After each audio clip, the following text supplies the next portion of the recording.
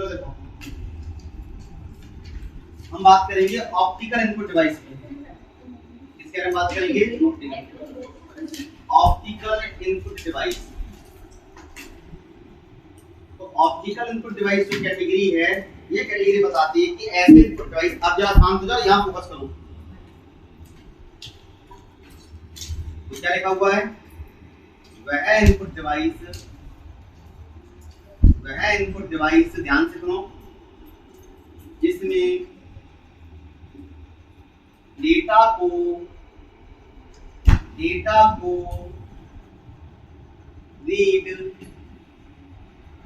करने के लिए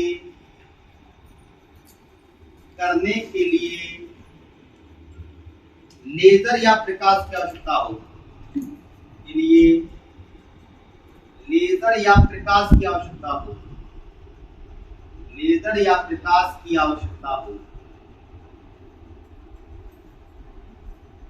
बस सिंपल सी डेफिनेशन है। क्या कहा जाए? ऐसे इनपुट डिवाइस जिसमें इंफॉर्मेशन को रीड करने के लिए, जिसमें इंफॉर्मेशन को इनपुट कराने के लिए इसकी आवश्यकता हो, लेजर की या फिर प्रकाश की आवश्यकता हो, तो उसे क्या कहा जाएगा? ऑप्टिकल इनपुट डिवाइस कहा जाएगा। बड़ा सिंपल सी डेफिनेशन है। जहां पर लाइट का प्रयोग हो डाटा को रीड करने के लिए, डेटा को पढ़ने के लिए, वहां किसका प्रयोग करेंगे? क्या वर्ड इस्तेमाल करेंगे? Optical input device. और इसमें सबसे इंपॉर्टेंट जो डिवाइसेस हैं वो ये हैं। तो नंबर 1 पे आएगा स्कैनर। क्या आएगा? स्कैनर। ठीक है, तो स्कैनर के बारे में अगर हम बात करें तो स्कैनर का प्रमुख काम क्या है? स्कैनर का प्रमुख काम है हार्ड कॉपी को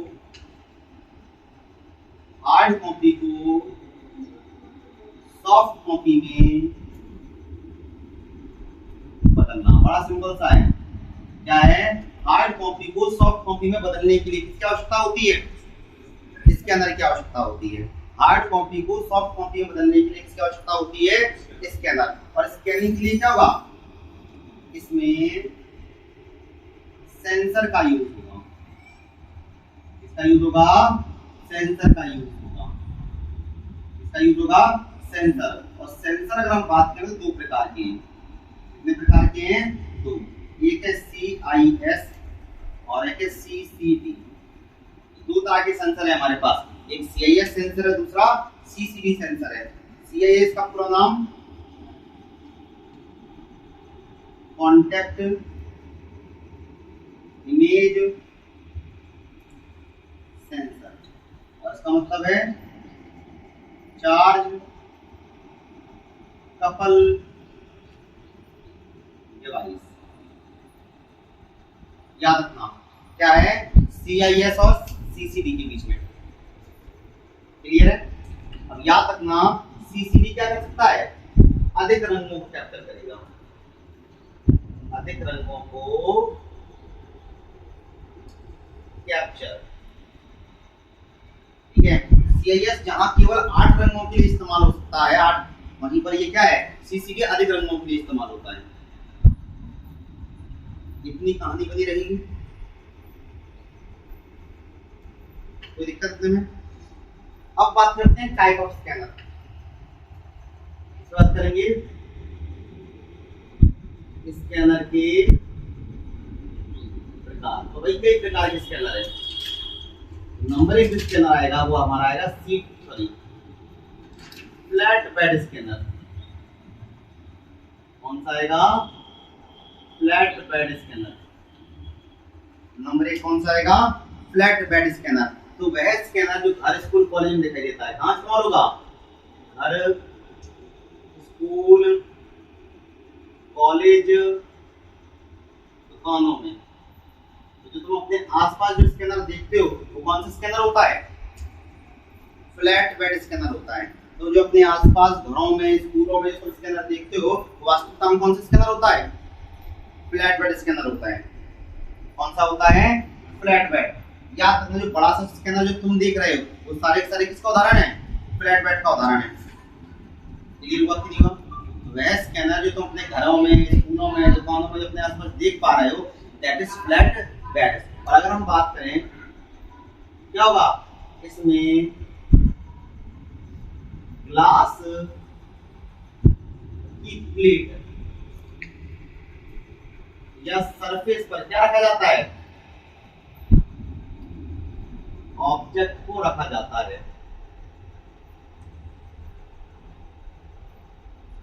तो साफ साफ क्या कहा जा रहा कि भाई इसमें ग्लास की प्लेट लगी होती है, इस पर जो भी स्कैन करना है वो रखते हैं, सबने देखा होगा। ठीक है, ये चीज ऐसी है सबने देखी होगी, कभी ना कभी फोटोकॉपी कराने या स्कैनिंग कराने गए होंगे, तो क्या होगा, एक ग्लास की समतल सतह होती है, that's why it's name is flat bed, समतल सतह। समझ में आ रही कि नहीं आ रही? अगर हम बात करें, देखो यह आकार में छोटा या बड़ा, यह आकार में बड़ा व धीमा होगा। ठीक है, और गुणवत्ता अच्छी नहीं। कितनी होती है, 600 से लेके लगभग 2400 dpi, 600 से लेके लगभग 2400 dpi, 600 से लेके लगभग 2400 dpi, dpi मतलब डॉट पर इंच। क्लियर है? तो अपने आसपास तुम यही वाला स्कैनर देखते हो। दूसरा जो स्कैनर है that is sheet fed scanner. अगला कौन सा है, सीट फेड स्कैनर। अगला स्कैनर जो तुम देखोगे that is sheet fed scanner. कौन सा है, सीट फेड स्कैनर।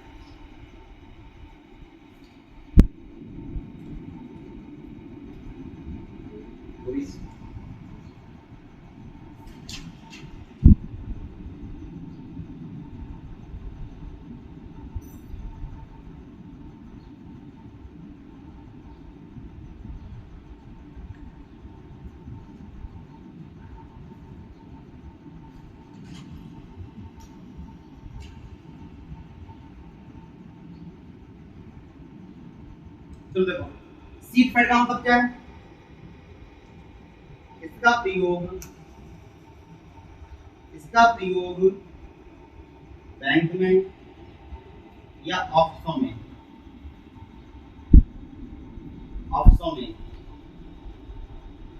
तेजी से स्कैन करने के लिए होगा, तेजी से स्कैनिंग के लिए होगा,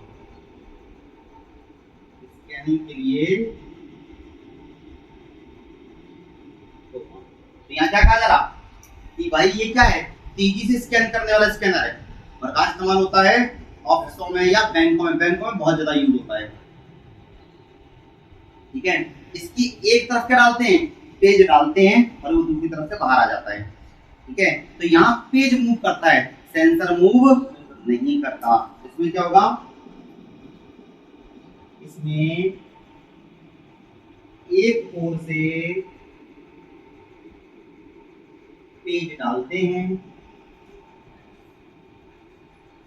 व दूसरी ओर से पेज निकल आता है, दूसरी ओर से पेज निकल आता है, निकल आता है। पेज का मूवमेंट होगा, पेज का मूवमेंट होगा। सेंसर कैसा है, स्थिर रहेगा, सेंसर क्या रहेगा, स्थिर रहेगा। ठीक है, और सीट फेड की विशेषता क्या निकल के आई, एक बार में केवल एक सीट। ठीक है, पूरी पूरी किताब नहीं होगी। देखो दिक्कत इसमें क्या है, किताब को स्कैन नहीं कर सकते, क्यों, किताब में तो बहुत सारे पेज बाइंड रहते हैं, फाड़ फाड़ के करना पड़ेगी। समझ में आ रही कि नहीं आ रही? और हम किताब को भी पढ़ना चाहेंगे, ये अलग अलग पेजेस हैं, तो एक पेज अंदर जाएगा और बाहर निकलेगा, ये तुम देखोगे। ऑफिसों में इसका काफी ज्यादा प्रयोग किया जाता है। क्लियर हुआ कि नहीं हुआ? सीट फेड में क्या हुआ, एक बार में एक पेज। क्या होगा, इसमें एक बार में एक पेज या सीट स्कैन। क्लियर है कि नहीं है? एक बार में एक पेज या फिर सीट स्कैन करनी है तो किसका प्रयोग करेंगे, सीट फेड का। अगला आता है हमारा तीसरा, that is drum scanner. That is drum scanner. ठीक है, तो ड्रम स्कैनर अगर हम बात करें तो एक बात याद रखना, सबसे गुणवत्तापूर्ण स्कैनर है, सबसे गुणवत्तापूर्ण स्कैनर। ठीक है, तो सबसे ज्यादा हाई क्वालिटी स्कैनिंग करने वाले स्कैनर कौन से होते हैं? कौन से होते हैं? ड्रम स्कैनर होते हैं। सबसे ज्यादा हाई क्वालिटी वाले स्कैनिंग करने की सुविधा कौन देते हैं? ड्रम स्कैनर देते हैं। सबसे महंगे स्कैनर कौन? Drum scanner. सबसे बड़े स्कैनर कौन? तो पेपर में यही पूछा जाता है, सबसे महंगे स्कैनर कौन है, सबसे बड़े स्कैनर कौन है, ये सारी की सारी इंफॉर्मेशन पूछी जाती है। क्लियर हुआ कि नहीं हुआ? कोई दिक्कत? चलिए, तो यहाँ क्या बात की जा रही है कि सबसे बड़े स्कैनर कौन से। अब दिक्कत क्या है कि इसमें CCD, CIS सेंसर का प्रयोग नहीं होगा। क्या देख रहे हो? इसमें CCD और CIS नाम के जो सेंसर हैं, इनका प्रयोग नहीं होगा। क्लियर है? इसमें CCD और CIS सेंसर का प्रयोग नहीं होगा। तो फिर किसका प्रयोग होगा? इसके स्थान पर PMT, फोटो मल्टीप्लायर ट्यूब, एक तरह की वैक्यूम ट्यूब, एक तरह की वैक्यूम ट्यूब का यूज होगा। एक तरह की क्या होती है? वैक्यूम ट्यूब ही होती है। तो ये क्वेश्चन कई बार पूछा जाता है कि बताइए PMT या फोटो मल्टीप्लायर ट्यूब का प्रयोग किसमें होगा? आंसर होगा ड्रम स्कैनर में। ठीक है, इसमें होगा ड्रम स्कैनर में।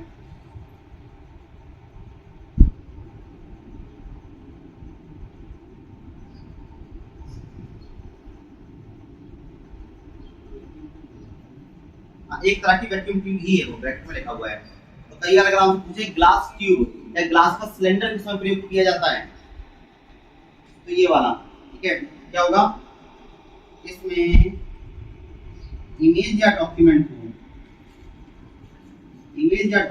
को ग्लास ट्यूब के चारों ओर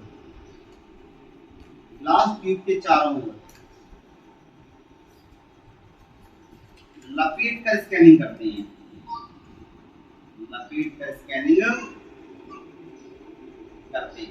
क्या याद रखोगे? ये हमारा जो ग्लास क्यूब होता है, हम उस ग्लास क्यूब के चारों ओर क्या करेंगे? बताओ जरा। लपेट कर स्कैनिंग करेंगे। ठीक है, वैक्यूम ट्यूब जितनी लंबी सी है उसके चारों तरफ अपनी इमेज को क्या करेंगे? चिपका के फिर स्कैनिंग करते हैं। याद रखना।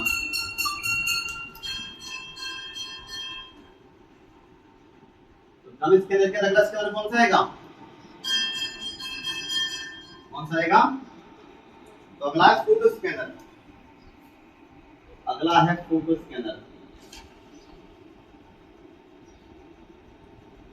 अगला क्या आएगा? Photo scanner.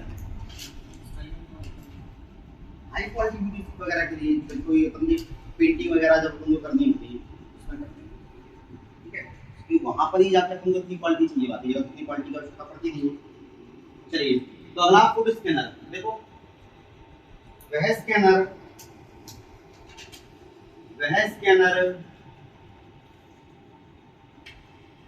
जो फोटोज को स्कैन या डिजिटलाइज करने के लिए यूज हो। यहाँ साफ क्या कहा गया कि ऐसे स्कैनर जो क्या करें, हमारी जो पुरानी फोटोज हैं जो हार्ड कॉपी के रूप में हैं, उनको हम क्या करना चाहते हैं? डिजिटलाइज करना चाहते हैं। क्या करना चाहेंगे? डिजिटलाइज। तो हम किसका प्रयोग करेंगे? फोटो स्कैनर का प्रयोग करेंगे। तो ऐसे स्कैनर जिसका प्रयोग हम पुरानी फोटोज को स्कैन करने के लिए करें। सिंपल सा। क्लियर है? अब इसका उदाहरण लेके चला जाए कि जैसे मान लो कि आपके घर में आपके मम्मी पापा की शादी की फोटोज पड़ी हुई होंगी, संभावना है। तो अब तुम्हारा मन क्या है कि यार मम्मी पापा की फोटोज को हम क्या करें? लंबे समय तक रखना है, तो हम कंप्यूटराइज करना चाहते हैं। तो नॉर्मली क्या करते हैं? हम नॉर्मल स्कैनर का प्रयोग करते हैं। नॉर्मल स्कैनर का जब भी तुम प्रयोग करोगे होगा क्या, क्वालिटी डिग्रेड हो जाएगी, रेजोल्यूशन कम हो जाएगा, कलर क्वालिटी खराब हो जाएगी। तो हम नहीं चाहते यार हमारे मम्मी पापा के इतने बढ़िया फोटोज हैं जो क्या हो, खराब हो। हम तो उनकी वास्तविकता ओरिजिनलिटी बरकरार रखना चाहते हैं, ठीक है, मूल स्वरूप में स्टोर करना चाहते हैं। तो क्या करते हैं, एक अलग स्कैनर आता है जो क्या करता है, केवल फोटोज को ही स्कैन करने के लिए डेडिकेटेड है, ठीक है। इसका प्रयोग करने से क्या होगा, इससे फोटो का रेजोल्यूशन, इससे फोटो का रेजोल्यूशन व कलर डेप्थ चेंज नहीं होती। नॉर्मल स्कैनर से चेंज होती है और इससे नहीं होती। सिंपल सा है कि भाई फोटो से फोटो बनवाओगे तो क्या होगा, स्कैन करवा के खराब बनते कि नहीं बनते। पता पड़ा ऑरेंज कलर की शर्ट पीले कलर की शर्ट में बदल गई, लाल कलर की शर्ट ऑरेंज में बदल गई, ये चीज हो जाती है। जबकि ये चीज यूज करोगे तो नहीं होगा। अगला स्कैनर है फिल्म स्कैनर। अगला तुम्हारा कौन सा है, फिल्म स्कैनर है। अगला कौन सा है, फिल्म स्कैनर। तो फिल्म स्कैनर पे अगर हम बात करना शुरू करें, ध्यान दो, अगर हम फिल्म स्कैनर पे बात करना स्टार्ट करें तो क्या निकल के आएगा, तो क्या हो जाएगा, वह स्कैनर जो निगेटिव, वह स्कैनर जो निगेटिव, वह स्कैनर जो निगेटिव, जो निगेटिव या रील, और ये इंस्टाग्राम वाली रील नहीं है, ठीक है, पहले फोटोज में रीलें चला करती थी, ठीक है, निगेटिव या रील को स्कैन करके इमेज में बदल सके, इमेज में बदल सके। क्या हो गया, क्या समस्या हो गई, कुछ और लिखा था क्या हमने,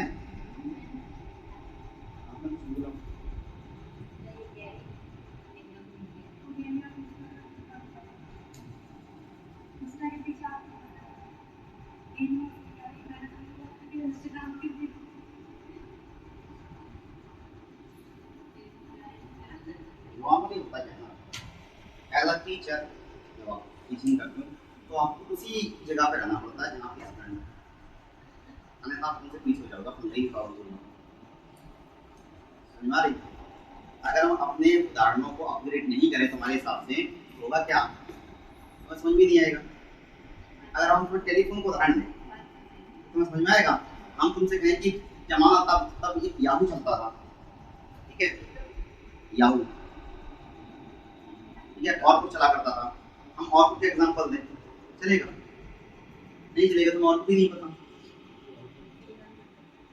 समझ में आ रही कि नहीं आ रही, तुम्हें शायद ही किसी ने और कुछ चलाया हो, मैं एग्जांपल समझ में ही नहीं आएंगे तो तुम्हें तुम्हारे वाले एग्जांपल देने पड़ते हैं।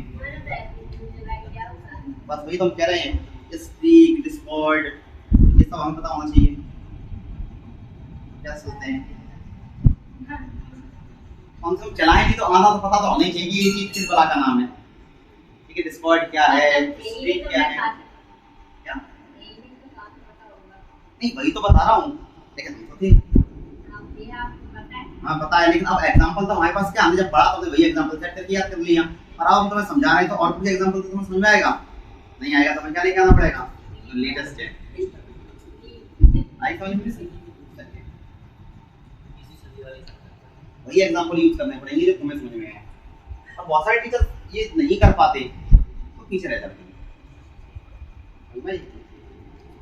टीचिंग लाइन में सबसे बड़ी समस्या यही है, आपको समय के साथ लगातार अपडेट होना पड़ता है, मतलब हर स्टूडेंट जो नया आता है हमें उसके हिसाब से ढलना पड़ता है,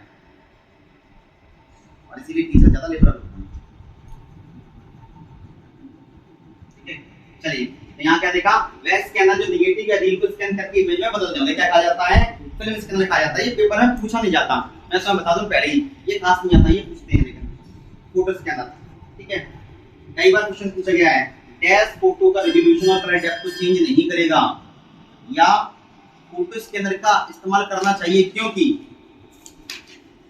के लिए जवाब देना पड़ता है, ठीक है। ड्रम स्कैनर तो बहुत कुछ जाता है, इतनी लाइनें इतनी सारी सारी आती हैं। अगला देखो मैं उठा रहा हूं, अगला आएगा तुम्हारा पोर्टेबल या हैंड हेल्ड स्कैनर। कौन सा आएगा? पोर्टेबल या हैंड हेल्ड स्कैनर।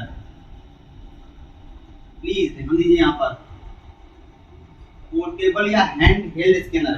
यहाँ हम दो परिभाषाओं पे बात करेंगे। तो क्या हो जाएगा? वह स्कैनर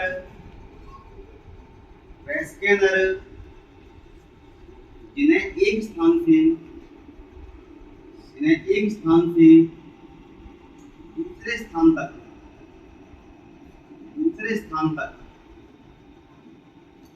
आसानी से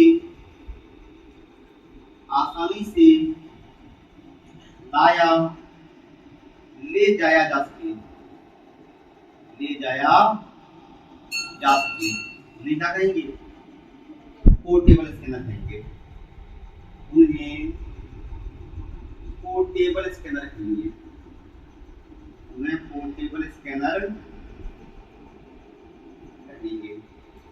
इसके अलावा वे स्कैनर जिन्हें हाथ में पकड़कर यूज करें,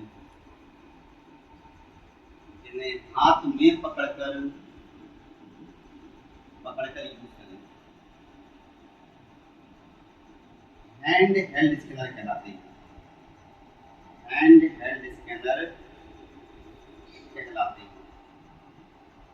तो ऐसे स्कैनर जिन्हें हाथ में पकड़कर यूज करते हैं क्या कहलाते हैं?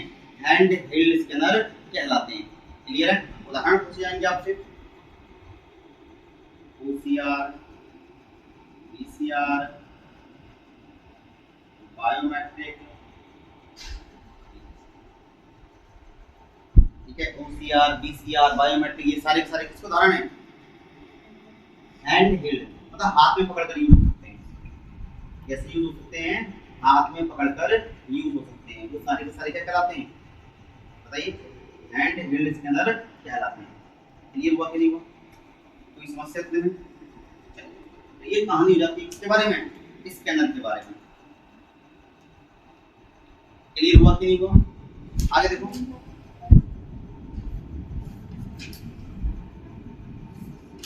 तो अगला हम यहाँ पे स्टार्ट करेंगे जो जरूरी है, और वो है बायोमेट्रिक। कौन सा आएगा? बायोमेट्रिक। अगला क्या पढ़ेंगे हम?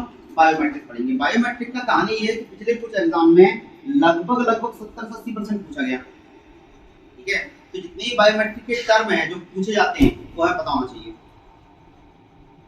ठीक है, चलिए देखिए, तो यहाँ हम बात करें बायोमेट्रिक है क्या, तो बेसिकली बायोमेट्रिक क्या है? तो देखो,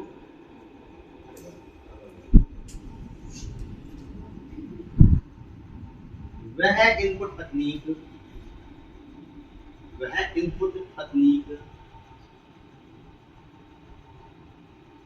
जिसका प्रयोग शारीरिक चिन्हों का इस्तेमाल करते हुए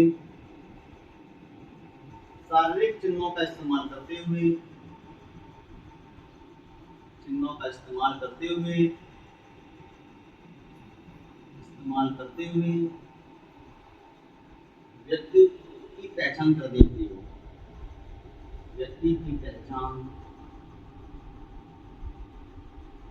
करने के लिए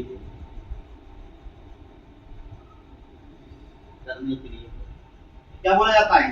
एक ऐसी इनपुट तकनीक जिसका प्रयोग शारीरिक चिन्हों का प्रयोग करते हुए क्या हो? व्यक्ति की पहचान के लिए हो, उसे क्या कहा जाता है? उसे बायोमेट्रिक कहा जाता है। अब शारीरिक चिन्हों में क्या होगा, जरा देखो, इसमें फिंगरप्रिंट,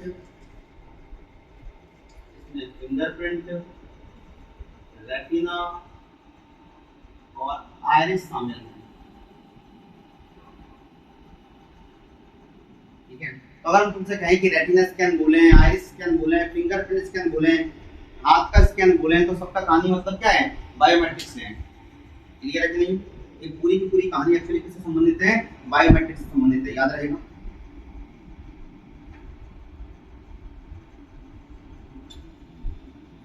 इतना समझ पा रहे हो? ये पूरी कहानी एक्चुअली किससे संबंधित है? बायोमेट्रिक से संबंधित है। रेटिना के लिए वर्ड इस्तेमाल करते हैं, आंख की पुतली, आंख की पुतली, दैट आइरिस। ठीक है, बहुत सारे फोनों में आया था, अब तो शायद नहीं आता, लेकिन बहुत सारे फोनों में रेटिना स्कैन दिया था, अच्छा ऑप्शन था, मुझे बड़ा पसंद था। ठीक है, मुझे फिंगरप्रिंट से ज्यादा भरोसा रेटिना स्कैन पर। सैमसंग की जो एस सीरीज उसमें शायद आता है, तो आपका एस सीरीज है, S8, S9, S10, S23, S24 जो आता है इसमें शायद है, मेरे S8 प्लस में था, मेरे पास हुआ था क्या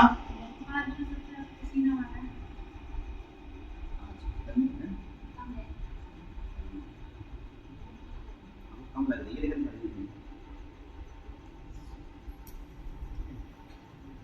ऐसा हो सकता है मैं बीमार हूँ, हो सकता है, मुझे पता नहीं, ऐसी बीमारी कभी नहीं होगी कि हम पढ़ा ही ना पाए। एक स्थिति है, या तो हम बोल नहीं पाएंगे तो छुट्टी करेंगे, या हम खड़े नहीं पाएंगे तो छुट्टी करेंगे, इन दो में से कोई और समझ और नहीं करते। मैं उन्हें मतलब होता है कि पढ़ाने के लिए सबको स्टैंड देखिए, इतना समझ में आया कि नहीं है? क्योंकि ये चीजें तो बेसिक फाउंडेशन है, फाउंडेशन लेवल के क्वेश्चन बहुत टाइम से पूछे नहीं है। आप ऑनलाइन क्लास किया तो का नाम से ऑनलाइन आपके करते ना ऑनलाइन रिकॉर्ड करेंगे ना डेली रिकॉर्ड करते, लेकिन ऑनलाइन आजकल क्यों नहीं कर रहे? इसके पीछे रीजन है, प्रोसेसिंग करने जाओ ना एट प्रेजेंट, तो आपका लैपटॉप हीट कर जाता है, हाल मोबाइल हीट कर रहा है, इतनी गर्मी पड़ रही है कि वो उस पर लोड डाल ही नहीं पा रहे बहुत जल्दी। ठीक है, ये मैं बता रहा हूँ, मैं काम भी अगर आधे घंटे भी अगर इस पर काम कर लूँ ना, थोड़ा सा लोड डाल दूँ, तो ये हीट कर रहे हैं, चाहे वो लैपटॉप हो चाहे फोन हो, इतनी गर्मी में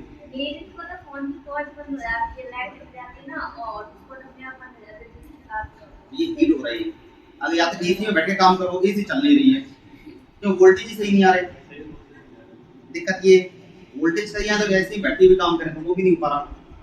ठीक है, हम एक ऑप्शन और रहता है लाइव का, लेकिन लाइव स्क्रीन क्या इसकी वजह रीजन ये है कि नेट की क्वालिटी बार-बार अप डाउन होती है, तो मैं डायरेक्ट लाइव ही चला जाता है। ठीक है, 4K वीडियो तो कम से कम तो फुल देखना चाहिए आपको। चलिए ध्यान दीजिए, कितना समझ में आया? तो फाउंडेशन यही आएगा, शायद इस बार के पेपर में यही था, शारीरिक चिन्हों का प्रयोग करते हुए अगर हम किसी व्यक्ति की पहचान करना चाहते हैं कि भाई हम ही हैं, तो कैसे करेंगे? उसके लिए हम इस्तेमाल करेंगे बायोमेट्रिक। अब बायोमेट्रिक के लिए आजकल जो टर्मिनोलॉजी यूज की है, मतलब 2023 के सारे पेपरों में और 2024 की जो शुरुआती हो चुकी है, उसमें कुछ वर्डिंग है जो तुम्हारे लिए जाना जरूरी है, तुम देखोगे और चुटकी में आंसर देख कर लोगे। ठीक है, क्या क्या आएगा? बायोमेट्रिक, बायोमेट्रिक ऑथेंटिकेशन, ऑथेंटिकेशन व ऑथराइजेशन के लिए, व ऑथराइजेशन के लिए, ऑथराइजेशन के लिए, ऑथराइजेशन के लिए उपयोगी है। ठीक है, तो बायोमेट्रिक क्या काम करता है? ऑथेंटिकेशन एंड ऑथराइजेशन के लिए उपयोगी है। इसके लिए ऑथेंटिकेशन एंड ऑथराइजेशन के लिए उपयोगी है। क्लियर रहेगा? बायोमेट्रिक ऑथेंटिकेशन एंड ऑथराइजेशन, आप एग्जैक्ट यही वर्ड देखो पेपर में मिलेंगे, ऑथेंटिकेशन एंड ऑथराइजेशन। बायोमेट्रिक के जो सवाल पूछे गए पिछले कुछ टाइम में, उनमें ये शब्द यूज किए गए हैं, ऑथेंटिकेशन एंड ऑथराइजेशन। क्लियर हुआ कि नहीं हुआ? तो अगर हम आपसे कहें कि ऑथेंटिकेशन और ऑथराइजेशन के लिए किसका प्रयोग किया जाता है, तो आप क्या लगा सकते हो कि biometric can be used to authorise someone या ऑथेंटिकेट समवन। क्लियर? तो अगर हम देखें तो और क्या होगा? Access control list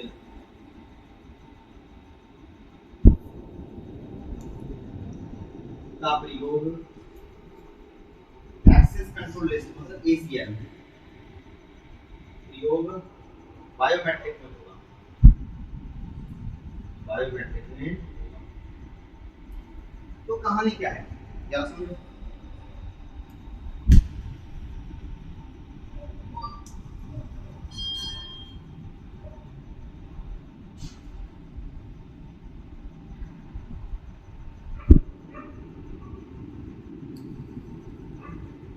clear? अब जरा सुनो, या सपोज करो कि तुम्हारे घर में क्या है, एक तिजोरी लगी हुई है, ठीक है, क्या लगी हुई है, एक तिजोरी, और उस तिजोरी, जिसको घर में पैसों की आवश्यकता पड़ती है वो तिजोरी खोलता है और तिजोरी में से अपने काम के पैसे निकाल लेता है। अब 500 डालोगे 500 निकालेंगे, 1000 डालोगे 1000 निकालेंगे, ठीक है। अब जैसे मान लो तुम्हारे घर में क्या है, तुम गए, तुम्हें 500 रुपये की आवश्यकता है, तुमने क्या करा, तिजोरी में जाके हाथ के अंगूठा लगाया, और अंगूठा लगाते साथ ही क्या हो जाएगा, उठ जाएगा। तो यहाँ पर तुम्हारे हाथ के अंगूठे ने क्या करा, तुम्हारी पहचान करी कि तुम ही हो, तुम कौन हो, तुम ही हो। मतलब अगर तुम बोल रहे हो कि हम कौन है, मैं बोल रहा हूँ कि मैं फरमान हूँ, तो वो अगर हम अंगूठा लगाएंगे तो चेक करेगा कि ये क्या है, अंगूठा है कि नहीं है सेव, तो हमारी पहचान कर रहा है कि नहीं कर रहा, कि हम जो क्लेम कर रहे हैं हम वही हैं। That is called authentication.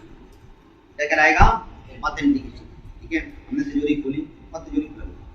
अब तिजोरी खुलने का उसमें पूछा कितने पैसे निकालने हैं, हमने कहा, हमने बोल दिया कि 50,000, फिर अंगूठा लगाया, और जैसे हमने अंगूठा लगाया वो खुलाई, 50,000 रुपये निकली तो ही निकले, क्योंकि उसने ये तो पहचान लिया कि हम फरमान खान हैं, लेकिन अब 50,000 निकालने का अधिकार नहीं है। क्या अधिकार नहीं है, 50,000 निकालने का अधिकार अभी भी नहीं है। 500 और 100 निकाल लो वो अधिकार है, इन 50,000 निकालने का अधिकार नहीं है। That is called authorisation. तो ऑथराइजेशन ये बताता है कि तुम्हें उस काम को करने का अधिकार है या नहीं। तो बायोमेट्रिक का ही इस्तेमाल हम इसलिए करते हैं कि तुम इस कार्य को करने का अधिकारी हो या नहीं हो, और वहीं पर बायोमेट्रिक का इस्तेमाल तुम्हारी पहचान करने के लिए भी करते हैं, इसलिए दो वर्ड यूज किए, ऑथेंटिकेशन एंड ऑथराइजेशन। क्लियर हुआ कि नहीं हुआ? अब जैसे हम क्या कहें, हमने लगाया और 50,000 डाले, तो क्या कहा, मुझे एरर मैसेज मिलेगा, तो क्या मिलेगा, एक्सेस नॉट डिनाइड। क्या मिलेगा, एक्सेस नॉट डिनाइड। और ये सवाल था पेपर का, ठीक है। सीपीसीटी में एक बार यही क्वेश्चन पूछा गया था, शायद पिछले से पिछले तीसरे पेपर पीछे चले जाओ, सेम क्वेश्चन पूछा गया था कि जब भी हम बायोमेट्रिक का इस्तेमाल करते हैं या पासवर्ड का इस्तेमाल करते हैं और हमें एक्सेस नहीं मिल पाता, तो हमें क्या दिखाई देगा स्क्रीन पर, एक्सेस नॉट डिनाइड। क्लियर हुआ कि नहीं हुआ? जब भी हम किसी चीज को एक्सेस करने गए और हमारा फिंगरप्रिंट मैच नहीं किया, बायोमेट्रिक मैच नहीं किया, तो हमें एरर मैसेज मिलेगा, that error message is access not denied. Clear हुआ कि नहीं हुआ? समझ में आया? अब जैसे मान लो कि मेरे घर में जो तिजोरी है, जो लोग खोल सकते हैं, उन लोगों के सबके फिंगरप्रिंट सेव होंगे, 8-10 लोगों के नाम होंगे, फिर होंगे कि नहीं होंगे? तो उन 8-10 लोगों के नाम की जो सूची है, जो तिजोरी को खोल सकते हैं, उस सूची को बोलेंगे एक्सेस कंट्रोल लिस्ट। क्या बोलेंगे? Access control list. या फिर मैं क्या करूँ, अपने कोचिंग के बाहर बायोमेट्रिक लगा दूं कि भाई जिन जिन की फीस जमा है वो हाथ लगा खुल जाए, बाकी लोगों का ना खुले। तो यहाँ क्या हो जाएगा, क्या हो जाएगा यहाँ पर? तो यहाँ पर क्या है कि जिनकी फीस जमा है वो एक्सेस कंट्रोल लिस्ट में है, उस दरवाजे को खोल सकते हैं, बाकी लोग नहीं खोल सकते। ये चीज क्या कहलाएगी, एक्सेस कंट्रोल लिस्ट। तो जब भी आप बायोमेट्रिक का इस्तेमाल करोगे, जब भी आप पासवर्ड्स का इस्तेमाल करोगे, तो आप जिन लोगों को अधिकार देते हो उनकी जो सूची होती है, दैट सूची is, that list is called access control list. तो यहाँ पर बायोमेट्रिक में किसका प्रयोग होगा, एक्सेस कंट्रोल लिस्ट का प्रयोग होगा। बात है इसमें दो चीजें होंगी, ऑथेंटिकेशन क्या है, ऑथराइजेशन क्या है, हम इसका प्रयोग करते हैं, एसीएल का प्रयोग करते हैं। चलिए आगे चलो। तो अब हम बात करते हैं किसके बारे में, कि बायोमेट्रिक यूज सभी ने किए। मेरे हिसाब से आप में से कितने लोगों को नया फोन इस्तेमाल करने का सौभाग्य प्राप्त हुआ है? 1 2 3, और किसी को नया फोन इस्तेमाल करने का सौभाग्य नहीं मिला अभी तक? लगभग सभी को मिला होगा, ठीक है, मिला है। तो फिर बोलने में क्यों शर्माते हो? टिपिकल इंडियन, टिपिकल इंडियन है। मतलब सरकार अगर पूछने है कि बताओ किस किसी घर पे 2 पहिया गाड़ी है, कोई हाथ नहीं उठाएगा, कोई नहीं उठाता। सरकार भाई ये नहीं बताते बच्चे कितने हैं, ये दूर की बात है। मजाक नहीं कर रहा, सीरियस कह रहा हूँ, ये बड़ी समस्या है। जनगणना करने आते हैं लोग, बताते नहीं है। अगर वो पूछता रहे वो तुम्हारा छोटा वाला, अरे यार अरे हम भूल रहे थे। ये स्थितियां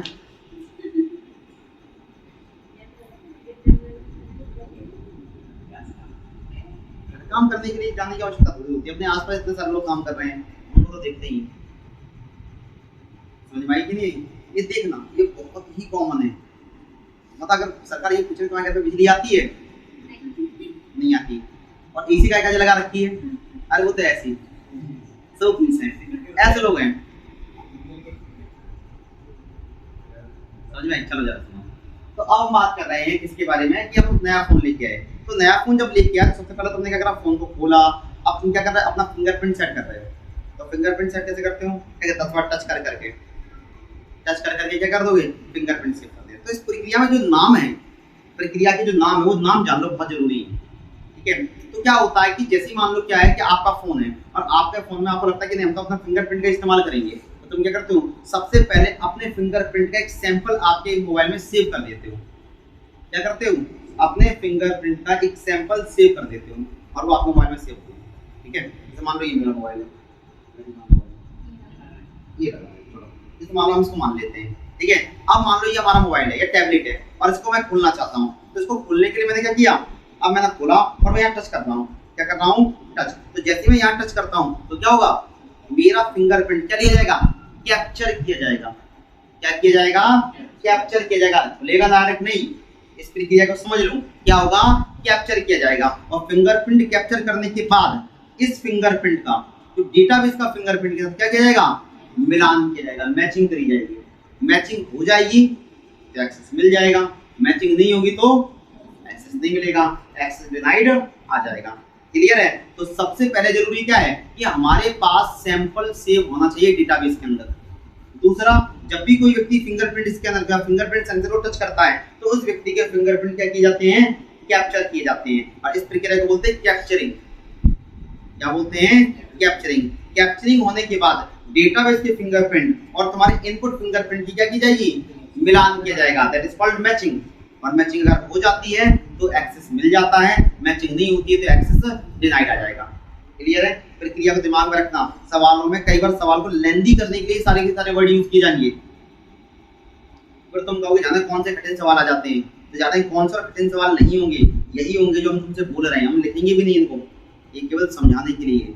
क्या देखा कि जब भी आप किसी भी बायोमेट्रिक सिस्टम का इस्तेमाल करते हो, तो चाहे वो फिंगरप्रिंट हो चाहे वो रेटिना हो, सबसे पहले हमें अपना इनपुट सेव कराना पड़ता है डेटाबेस के अंदर।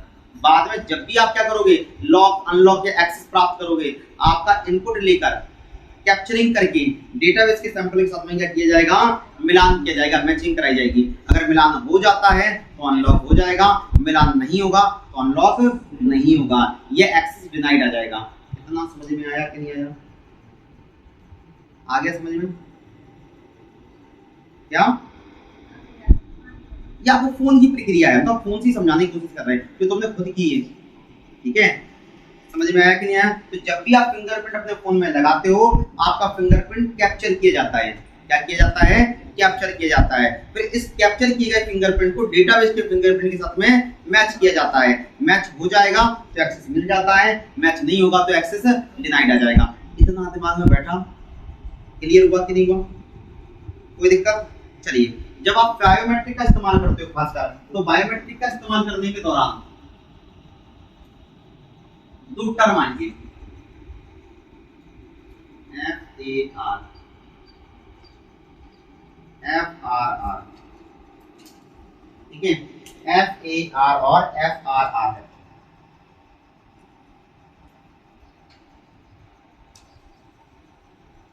कोई दिक्कत?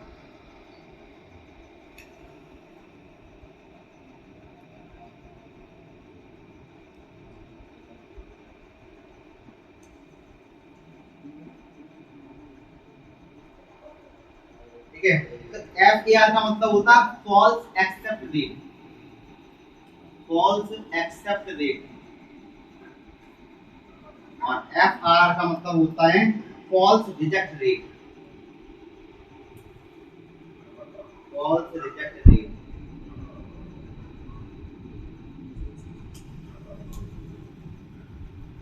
ठीक है। तो FAR का मतलब होता है ओरिजिनल फिंगरप्रिंट को नकली या फेक समझने की संभावना।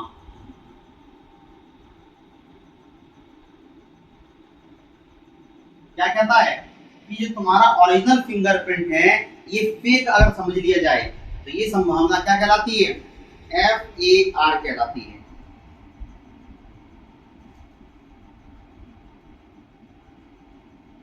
ठीक है, क्लियर है? हम अपने ही फिंगरप्रिंट लगा रहे हैं अपने ही फोन में और वो खुल नहीं रहा था। It's called FAR।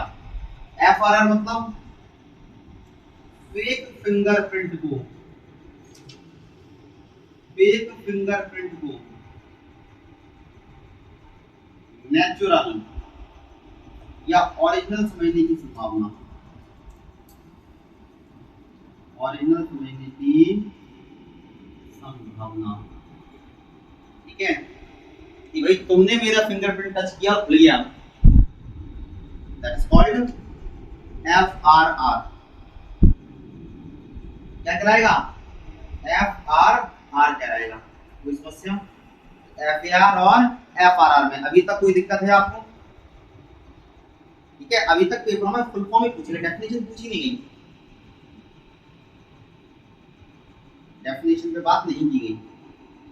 यहां तक कोई दिक्कत है आपको? कोई समस्या?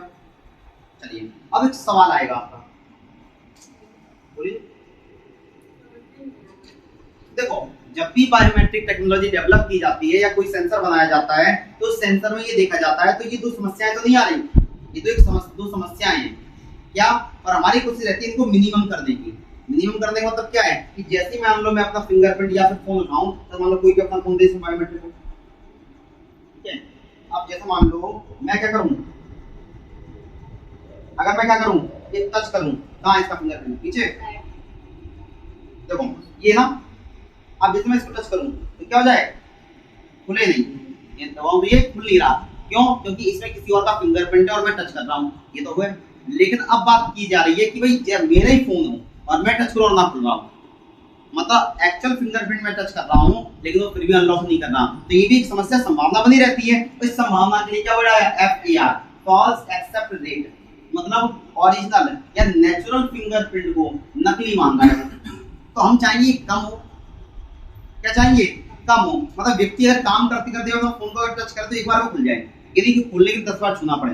तो अच्छे फिंगरप्रिंट सेंसर की विशेषता क्या है कि वो कम से कम ये समस्या दिखाएंगे।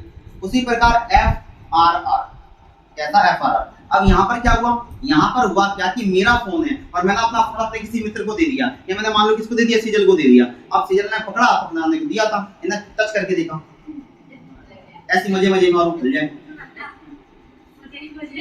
आई समझ में कि नहीं आई? खुल जाए। तो ये चीज क्या है कि भाई फेक, नकली फिंगरप्रिंट टच किया गया और उसको उसने क्या मान लिया? असली मान लिया। तो ये भी एक समस्या है। तो हम इस समस्या को भी क्या करना चाहिए?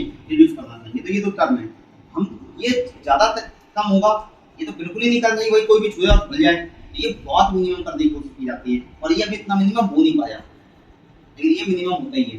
इसे दूसरे का फिंगरप्रिंट मैच कर जाए ये बहुत ही रेयर है, लेकिन तुम्हारे फिंगरप्रिंट मैच ना करे ये होता रहता है। क्लियर है कि नहीं? कई बार अपन टच करता खुलते ही नहीं है। क्लियर हुआ? चलो देखो, अगला एक टर्म आता है फिंगरप्रिंट या बायोमेट्रिक स्पूफिंग। अगला एक आता है बायोमेट्रिक, देखना मतलब समझाएंगे, बायोमेट्रिक स्पूफिंग। पता है मुझे, लेडीज के अंदर रह गया। ठीक है, अगला आएगा बायोमेट्रिक स्पूफिंग। क्या आएगा? बायोमेट्रिक स्पूफिंग टर्म है। तो स्पूफिंग का मतलब होता है, क्या होता है? धोखा देना। स्पूफिंग का मतलब क्या होता है? धोखा देना, नकल बनाना। ठीक है, नकल करना, धोखा देना। क्लियर है कि नहीं है? अब जरा सपोज करो कि मेरे पास क्या है, वीर सिंह का फोन आ गया। वीर सिंह का फोन मैंने चोरी कर लिया।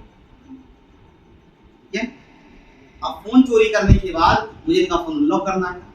अब अनलॉक करने के लिए मैं क्या लगा हुआ? बायोमेट्रिक सेंसर लगा हुआ है। मेरा बायोमेट्रिक सेंसर खुले नहीं, तो अब मैं क्या कर रहा हूँ कि इनके बायोमेट्रिक सेंसर के साथ में थोड़ा सा फर्जीवाड़ा कर रहा हूँ। मैं अपना फिंगरप्रिंट नहीं लगा रहा, मैंने क्या करा, किसी तरीके से इनकी फिंगरप्रिंट प्राप्त की और क्या किया, एक नकली फिंगरप्रिंट तैयार किया और उसको लगा के मैंने क्या कर दिया, इनका फोन अनलॉक कर लिया। समझ में आ रही कि नहीं आ रही? ये चीज क्या कहलाएगी? Biometric spoofing. मतलब किसी और की आइडेंटिटी, जब हम छुएंगे तो इनके फोन को थोड़ी पता है कि मैं वीर सिंह नहीं हूँ, इनके फोन को क्या लगेगा? वीर सिंह, तो मैंने क्या करा, वीर सिंह की बायोमेट्रिक आइडेंटिटी क्या कर ली, चोरी कर ली, करी कि नहीं करी, that is called biometric spoofing. और याद रखना सिंपल सी बात है, स्पूफिंग का मतलब धोखा देना। तो अगर हम बायोमेट्रिक को धोखा दे रहे हैं, मतलब इनकी बायोमेट्रिक पहचान चुरा के धोखा दे रहे हैं, बायोमेट्रिक स्पूफिंग। डीएनएस को धोखा दे रहे हैं, डीएनएस स्पूफिंग। आईपी एड्रेस चोरी कर रहे हैं तो आईपी स्पूफिंग। टेलीफोन नंबर चोरी कर रहे हैं, टेलीफोन स्पूफिंग। या जो भी चोरी कर रहे हैं दैट इज स्पूफिंग। समझ में आ रही कि नहीं आ रही? तो स्पूफिंग का मतलब धोखा देना। बायोमेट्रिक पहचान चुराना क्या कहलाएगा, बायोमेट्रिक स्पूफिंग कहलाएगा। इतना समझ में आया या नहीं आया, कोई दिक्कत? तो ये पूरी कहानी किसकी है, बायोमेट्रिक की। हमने लिखा बहुत कम है, लेकिन ये पूरी की पूरी कहानी समझ लेना, हमारे ज्यादातर सवाल हो जाएंगे। समझ में आया कि नहीं आया? हमारे मोस्टली क्वेश्चंस क्या हो जाएंगे, इतने से हो जाते हैं, याद रहेगा, कोई दिक्कत? चलिए, तो बायोमेट्रिक का अगला हमारा कौन सा आएगा, तो अगला है हमारा ओसीआर। अगला निकालो ओसीआर, अगले निकालो ओसीआर। ओसीआर, तो ओसीआर का मतलब क्या है, optical character, optical character recognisation या रीडर। देखो वह इनपुट तकनीक, वह इनपुट तकनीक जो अक्षरों को उनकी आकृति से पहचान सकती है, उनकी आकृति से पहचान सकती है, तथा जिसे आकार व रंग का प्रभाव न पड़े, तथा जिसे आकार व रंग से प्रभाव ना पड़े, रंग से प्रभाव ना पड़े। हम क्या कह रहे हैं, एक ऐसी इनपुट तकनीक जो क्या कर सकती है, कैरेक्टर्स को रीड कर सकती है, कैरेक्टर्स की पहचान कर सकती है, उसे क्या कहा जाता है, ओसीआर कहा जाता है। क्या कहा जाएगा, ओसीआर, ऑप्टिकल कैरेक्टर रीडर या optical character recognisation. Optical character reader या ऑप्टिकल कैरेक्टर रिकॉग्नाइजेशन, कोई समस्या? ठीक है, ऑप्टिकल कैरेक्टर रीडर या ऑप्टिकल कैरेक्टर रिकॉग्नाइजेशन, याद रहेगा, कोई समस्या? एकदम ये बहुत कुछ इसका अन्य नाम आईसीआर है, इसका अन्य नाम आईसीआर है। आईसीआर मतलब intelligent character, intelligent character recognisation या रीडर, इंटेलिजेंट कैरेक्टर रिकॉग्नाइजेशन या रीडर। इसका प्रयोग पुरानी पांडुलिपियों,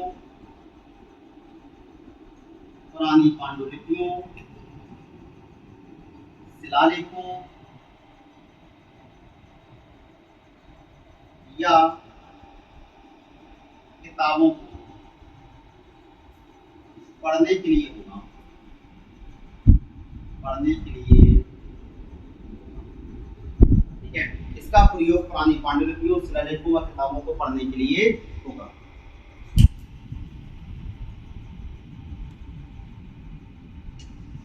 क्लियर है कि नहीं इतना? क्यों, समझ में आ गया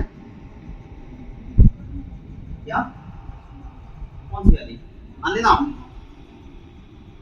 पुराने पांडुलिपियों, कोई दिक्कत नहीं है, तो हम नहीं हुआ, तब होगा तो समझ में आती है, ये लिख लो पहले, ठीक है ना? चलिए, तो इसका कंटिन्यू करेंगे नेक्स्ट क्लास में।